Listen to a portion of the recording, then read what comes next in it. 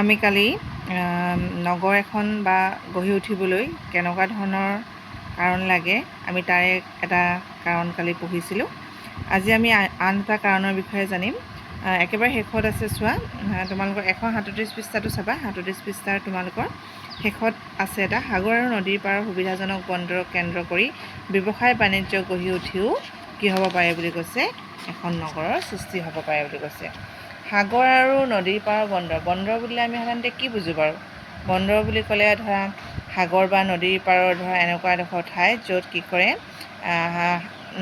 জাহাজ বা নাৱেদি মানুহবোৰ অহা যোৱা কৰি সেই ঠাইডোখৰত নামে। ইয়াৰ উপৰিও অকল মানুহেই অহা যোৱা কৰা নহয়, ইয়াৰ উপৰিও কি হয়, বিভিন্ন ধৰণৰ মাল বস্তু অনা নিয়া কৰা হয় এখন ঠাইৰ পৰা আন এখন ঠাইলৈ, আৰু সেই ঠাইতে বস্তুবিলাক উঠোৱা হয়, নমোৱা হয়, বা যাত্ৰীবিলাকো সেই ঠাইতে উঠে নামে। তেনেকুৱা ধৰণৰ ঠাইখনকে কি বুলি কোৱা হয়? বন্দৰ বুলি কোৱা হয়। এনেধৰণৰ ঠাই ওচৰে পাঁজৰে ব্যৱসায় বাণিজ্য গঢ়ি উঠে লাহে লাহে। কেলৈ বাৰু? কাৰণ যেতিয়া এটা বন্দৰৰ পৰা আন এটা বন্দৰলৈ, তাৰমানে এখন ঠাইৰ পৰা আন এখন ঠাইলৈ যেতিয়া মানুহে জাহাজ বা নাৱেদি যাত্ৰা কৰে, তেতিয়া সময়মতে সেই নাও বা জাহাজসমূহ নাযাবও পাৰে, বা কিছুমান জাহাজ আহি পোৱাত ধৰা অলপ পলম হ'ব পাৰে। যদি জাহাজখন আহি পোৱাত পলম হয়, তেতিয়াহ'লে কি হয়, আধা ঘণ্টা বা 1 ঘণ্টাৰ পিছতহে আকৌ নাওখনে ধৰা ইটো মূৰলৈ বা ইখন ঠাইলৈ যাত্ৰা কৰে।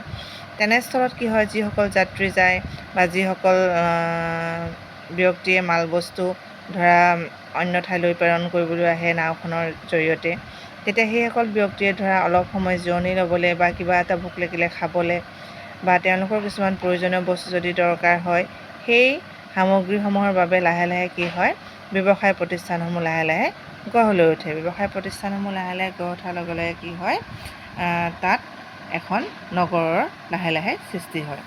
এতিয়া আমি যদি কিতাপলৈ যাওঁ, মুম্বাই, কলিকতা, চেন্নাই, বিশাখাপট্টনম আদি তেনেকুৱা কেইখনমান বন্দৰৰ জৰিয়তে গঢ়ি উঠা কেইখনমান কি হয়, নগৰ। কিন্তু উত্তৰ পূব ভাৰততো বাণিজ্যৰ ভূমিকা আছে চোৱা। উত্তৰ পূব ভাৰততো কেইখনমান নগৰ আছে, যেনে গুৱাহাটী, ধুবুৰী, তেজপুৰ, মৰিয়নি, ডিব্ৰুগড়, তিনিচুকীয়া, আৰু আছে কিছুমান নগৰ য'ত কি হৈছে, সৰু ডাঙৰ কিছুমান বাণিজ্যিক নগৰ আছে বা ব্যৱসায় বাণিজ্য তাত গঢ় লৈ উঠিছে।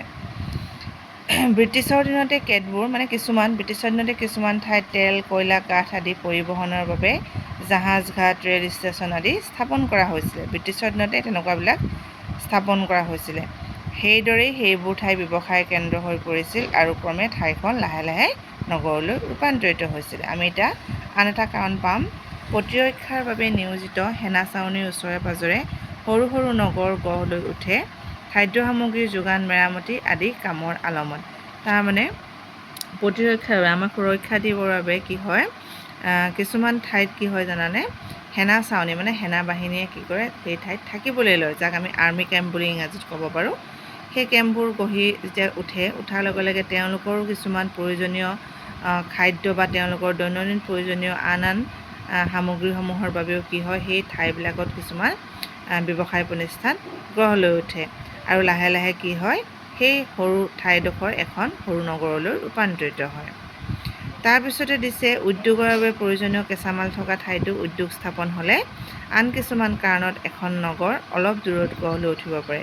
ধৰি লোৱা, আমি জানো যে এটা উদ্যোগ যেতিয়া আমি স্থাপন কৰোঁ আৰু সেই উদ্যোগত উৎপাদিত সামগ্ৰীসমূহৰ বাবে প্ৰয়োজনীয় কেঁচামাল মানে কি, প্ৰকৃতিৰ পৰা পোৱা সামগ্ৰীসমূহ, সেই সামগ্ৰীসমূহৰ প্ৰয়োজন যেতিয়া হয়, তেতিয়া সেই ঠাইতো কি হয়, এটা উদ্যোগ গঢ়ি উঠিব পাৰে।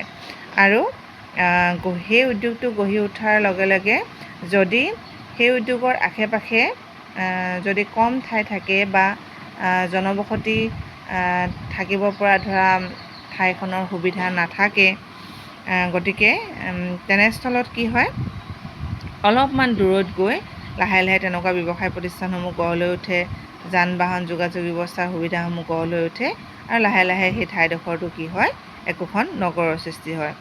যদি আমি চাওঁ, যেনে দিছে চোৱা, শিলঘাট আমি জানো যে মৰাপাটৰ বাবে বিখ্যাত, আৰু শিলঘাটত এটা মৰাপাটৰ কি আছে, কলো আছে, হয় নাই? কিন্তু সেই শিলঘাটৰ মৰাপাটৰ কলটোত কি হয়, মৰাপাটৰ কলটোৰ তাত ধৰা যিসকল ব্যক্তিয়ে কাম কৰে বা তালৈ যি মৰাপাটৰ আদান প্ৰদান হয়, সেই মানে ঘটনাটোক লৈ বা সেই পৰিস্থিতি বা সেই ব্যৱস্থাপনাটোক লৈ পিনি চাবলৈ গ'লে সেই ঠাইতে একোখন নগৰ গঢ়ি উঠিব পাৰিলেহেঁতেন, কিন্তু সেই ঠাইত তেনেকুৱা ধৰণৰ সুবিধা নথকাৰ কাৰণে নগৰ গঢ়ি উঠাৰ সুবিধা প্ৰয়োজনীয় ঠাই বা আশে পাশে মানুহৰ ঘৰ থাকিলেও কি হয়, একোখন নগৰ গঢ়ি উঠাত অসুবিধা হয়। গতিকে তাৰ পৰা অলপ নাতিদূৰত কি হয়, নগাঁও জিলা, যিহেতু শিলঘাট নগাঁও জিলাতে আছে, গতিকে নগাঁও কি হ'ল এখন নগৰ হিচাপে পৰিচিত হ'ল। ঠিক তেনেকৈ ডিগবৈত খাৰুৱা তেল পালেও কি হয়, খাৰুৱা তেলটো ডিগবৈতে পায় আমি জানো, ডিগবৈ খাৰুৱা তেলৰ বাবে বিখ্যাত হ'লেও কিন্তু তিনিচুকীয়াখনহে কি হয় ডাঙৰ নগৰ হিচাপে পৰিচিত হ'ল। এতিয়া আমি জানো ডিগবৈখন এখন মানে পৃথক জিলা নহয়, ডিগবৈখন তিনিচুকীয়া জিলাৰে অন্তৰ্গত এখন সৰু ঠাই। ঠিক তেনেদৰে মনোমোহা প্ৰাকৃতিক দৃশ্য, বতৰ, জলবায়ু, প্ৰাচীন ঐতিহ্য আদিক কেন্দ্ৰ কৰিও কিছুমান ঠাই আকৰ্ষণীয় হৈ পৰে আৰু লাহে লাহে সেই ঠাইবোৰো একোখন কি হয় নগৰত পৰিণত হয়। আমি জানো যে প্ৰাকৃতিক দৃশ্যৰে ধৰা মনোমোহা কি বাৰু, দাৰ্জিলিং হয় নাই, তাৰপিছত আছে গেংটক, চিমলা, শ্বিলং, তেনেকুৱাবিলাক আন্দামান নিকোবৰ। ঠিক তেনেকৈ প্ৰাচীন ঐতিহ্য কেন্দ্ৰ কৰি গঢ়ি উঠা ধৰা আগ্ৰা, তাৰপিছতে বেনাৰস, তেনেকুৱাবিলাক।